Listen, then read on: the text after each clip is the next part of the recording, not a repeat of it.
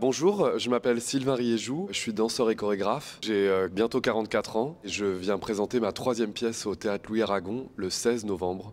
Et cette pièce s'appelle Je badine avec l'amour parce que tous les hommes sont si imparfaits et si affreux.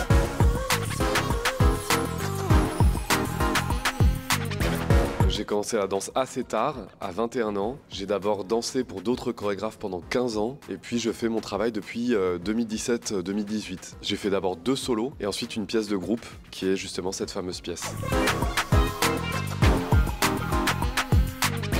Alors ça, c'est du montage vidéo. C'est une timeline de montage vidéo. Et c'est vrai que la vidéo, pour moi, ça a été une manière de... disons que j'enviais un peu les gens qui pouvaient travailler chez eux. Par exemple, les auteurs, les écrivains ou les peintres ou les musiciens qui peuvent faire de la guitare ou écrire chez eux dans leur chambre.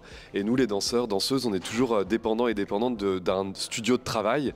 Donc faire des petits films en vidéo dans ma chambre, ça a été pour moi une manière de travailler un peu comme un peintre, de pas devoir systématiquement demander des espaces de travail et de pouvoir travailler quand je voulais. Parce que des fois, on réserve un studio et puis ce jour-là, on n'a pas envie de travailler. Et des fois, on a envie de travailler alors qu'on n'a pas d'espace de travail. Donc la vidéo, ça m'a vraiment permis ça. Et donc ça m'évoque mon premier solo qui s'appelle Mieux vaut partir d'un cliché que d'y arriver, que j'ai créé en 2017 suite à 3 ans de recherche à l'ELLE à Bruxelles et où en fait je travaille avec mon double virtuel qui est une image vidéo de mon propre corps projeté grandeur réelle et où en fait je joue simultanément le danseur et le chorégraphe à travers une fiction où je donne à voir aux gens un peu comment on écrit de la danse, ce qui me permet en fait de raconter, d'expliquer comment je mène mes recherches chorégraphiques en jouant simultanément le rôle de l'interprète et du créateur.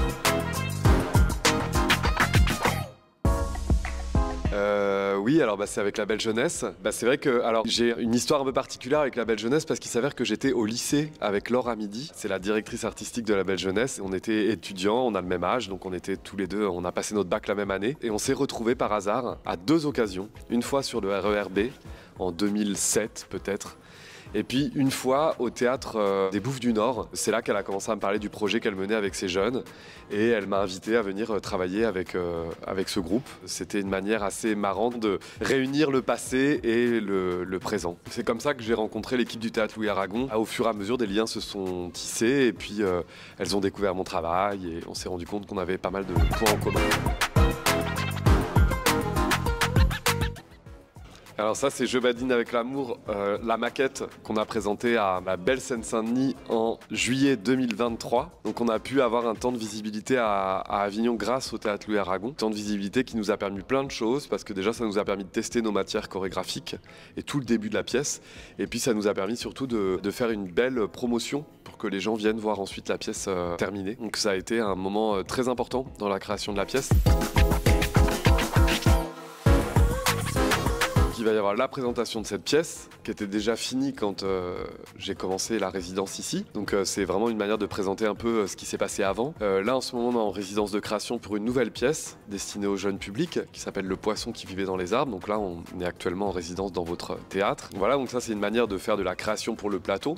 Et puis après on a mis en place avec toute l'équipe des RP des rencontres avec des habitants, des habitantes de tous âges, de tous horizons, que ce soit des publics scolaires autour d'ateliers avec Le Poisson qui vivait dans les arbres, mais aussi des publics divers et variés autour d'un projet que j'ai appelé Qu'est-ce qui pourrait sauver l'amour, donc de la chanson de Daniel Balavoine, où je vais inviter les gens à venir faire des chansons de jazz sur des chansons pop populaires, des chansons de variété française, et où on va présenter ça en mai 2025 pour CQFD, ce qui va un peu clôturer d'ailleurs la résidence Territoire de la danse. Déjà, c'est une pièce où on rigole beaucoup, les gens rigolent beaucoup. Donc ça, je trouve que c'est bien parce que la danse, elle n'est pas toujours amenée à faire rigoler les gens. Alors c'est de plus en plus vrai. Mais déjà, donc c'est une pièce que j'appellerais un peu feel good, voilà. Et en même temps, pas que. C'est-à-dire que le rire peut aussi souvent cacher des recherches plus profondes, des thèmes plus profonds. Et là, vraiment, on traite un petit peu de la question de comment est-ce qu'on a forgé tous et toutes notre rapport à l'amour à travers des images très normées, que ce soit hétéronormées, mais même aussi normées en termes de les hommes doivent être comme ça, les femmes doivent être comme ci, les jeunes doivent être comme ça, les vieux doivent être comme ci. Donc on est tous un petit peu conditionnés. Et nous on essaye de casser un petit peu tout ça pour amener chacun à réfléchir à la manière dont il a envie d'être amoureux, amoureuse. Voilà, est-ce que c'est en étant tout le temps collés l'un avec l'autre ou l'une avec l'autre, ou est-ce que c'est en se voyant 3 fois dans l'année. Finalement il n'y a pas de bonne manière de faire. L'important c'est que chacun et chacune se retrouve dans les choix qu'il a fait.